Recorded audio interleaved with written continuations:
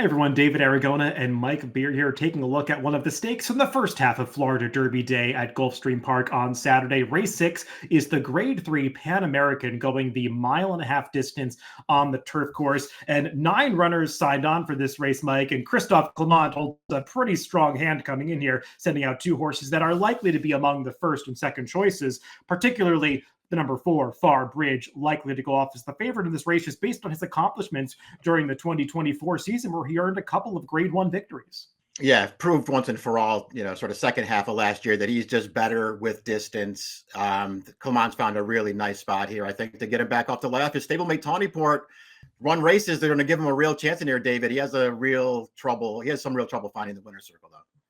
He certainly does, but he does show up consistently with top efforts, whereas Far Bridge trying to rebound from a 9th place finish in the Breeders' Cup Turf last time, making his 5-year-old debut in this Pan American. Let's take a look at the Timeform US pace projector for this race to see where those Christophe Clement trainees could be placed in the early stages. And I'm interested to see the kind of ride that Tawnyport gets, Mike, because I feel like he's a horse that is a grinder and can sometimes run in place in his races and might do best if they get a little more aggressive with him. Far Bridge is a horse that, again, they've played around with his running style over the past year, and he has been aggressive from the front end, but he does also have the versatility to close from a little further back. Yeah, it does feel like that's the good news for Far Bridge, who's going to be a short price in here, is they can just sort of find their way with this horse early and just place him where he needs to be. If that has to be up close to a slow pace, then that's where he'll be. But he's also very comfortable sitting off the pace. Your point's well taken about Tawnyport. He is a horse that if you can get him right up close to the pace, maybe that's his best chance to win, David, to sort of fight horses off trying to catch him rather than trying to close horses down in front of him. And the horse that they could be trying to catch on the front end is the number 7, Capture the Flag, who went gate to wire in the race just before this in the series, the Grade 2 Mac Darmida. We'll see if he can repeat the feat going a mile-and-a-half in this Pan American. Let's go through this field from the rail out, beginning with the number 1, Corruption, who is going for his 4th victory in a row here. A horse who has been rising in class with each start and has so far been up to the challenge. He broke his maiden for a $35,000 tag 3 back, but improved enough to win a first level allowance last time, going this mile-and-a-half distance, and looked like he handled the distance pretty well, Mike, but was beating a weaker field than this and is getting a real class test here. Yeah, they're just going to press on here and just see what they can do with this horse. Now, obviously, Mark Cassie's gotten him into really good form, and he did at least show he can get the distance last time. Good trip in that race, but he was, very game through the stretch there, and always, I thought, holding on to the end. He's just going to have to really up his game in this spot. The number 2, Better Bet, is another one that's getting a class test coming out of a series of allowance and optional claiming races, Mike. But I do like this horse getting back to a marathon distance because in his last couple of starts, just feels like he ran out of ground in those races. He did not get the best trip at Churchill Downs when he closed out his 2024 campaign. And then last time, that really felt like a prep race. He was just out the back door early, was outrun, but really was finishing on well, passing tired runners through the finish line. He's supposed to move forward off a performance like that. He's going to have to run a little better than he did during the middle portion of his 2024 campaign, but I feel like this horse still has some upside going these longer distances. Yeah, he's clearly a distance horse. So you have to view that race back on March 1st as a prep for this. I'm sure they were probably looking to run him here back out over a longer distance. Listen, pace and trip is just so important to this horse. He just doesn't have any early speed at all. So we'll see if he can get any kind of a setup here and then still pass some better horses through the stretch this time. The one time that he did win at Saratoga last time, they really went in front of him that day. The number 3 is Cash Equity, who has tried marathon distances in his last couple of starts after spending most of his career going distances much closer to a mile. But the thing that I like about him, Mike, is that while he's taken his form to these longer distances the last couple of times and has kind of held it pretty well, he also showed more tactical speed in that last start where he placed himself up close to a pretty moderate pace and was able to sit a good trip in the pocket. And I want to get your take on this, whether or not he really had room to maneuver in the stretch, because he tried to rally up the rail and just looked maybe a little reluctant to go through that hole. I wondered about that too. I still felt like all in all, he had a really good trip overall in that race. And I couldn't talk myself into the idea that he was winning either way. The other problem I have with him, David, and if you want to comment on this, be my guest. His McKnight 2 starts back, it was a good effort. He hang in that race. I watched that race back a bunch of times. I feel like he got there and then he didn't want to get by Dash Man at the end. Yeah, physically, he doesn't look like a true marathon horse. I mean, he's a little smaller than some others that you'll see competing in this race, and he's got a big finish on him. And I think that's allowed Yeah. him to get these longer distances the last couple of times. But when he needs to like push that extra button, to get that extra little bit out of him the last eighth of a mile, I wonder if it's really there going these three-turn marathons.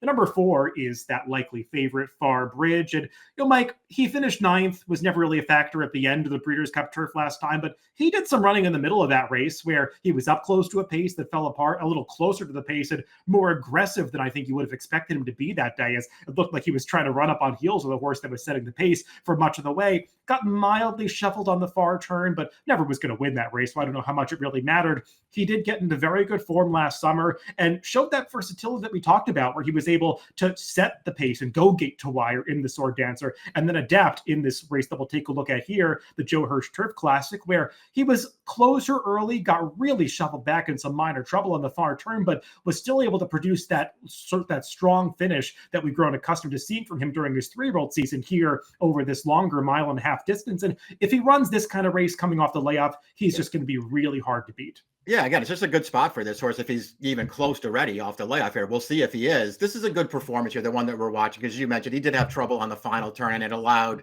Warlike Goddess to really get the jump on him in there. But it just didn't matter. He was better than her on that day and got the job done. You're right. His Breeders' Cup, he didn't get a perfect trip in that race. We'll just say it that way. It wasn't going to matter. He wasn't going to beat those horses anyway.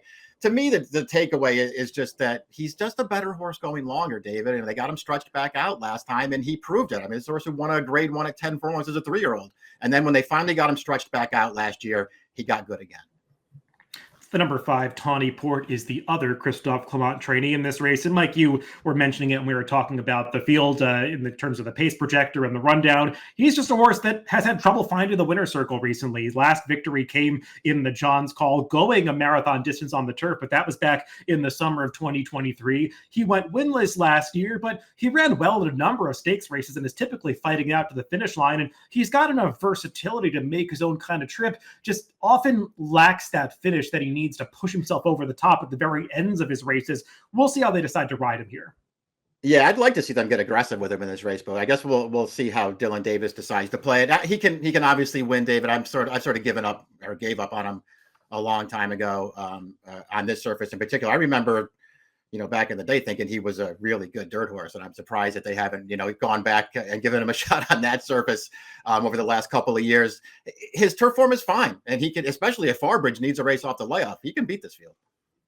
The number 6 is Padiddle, another one of these horses that's stepping way up in class. He just tried Maiden Company last time and did win first off the claim, stretching all the way out to a marathon distance. And kind of funny, Mike, that they tried the mile and a half once earlier in his career at Kentucky Downs and ran pretty well on the turf. That's his only prior turf start, and the prior connections just gave him away for 25,000. Proved to be a pretty good claim by Fernando Abreu and the new connections to get him right back on turf, going a marathon distance, and he clearly appreciated that. But at this class level, it's going to be hard for him to win 2 races in a row. Yeah, I don't know if this is the spot to go back for his start off the maiden win last time, but you're right that he ran well enough last year at Kentucky Downs that it's surprising they didn't go back to turf with him. Really clever trainer, took him for 25,000 and got him right back to the proper surface. The horse that they're all going to have to run down in this race is the number 7, Capture the Flag, who stretched out to marathon distances in his last couple of starts, and it really seems to have given him a new lease on life.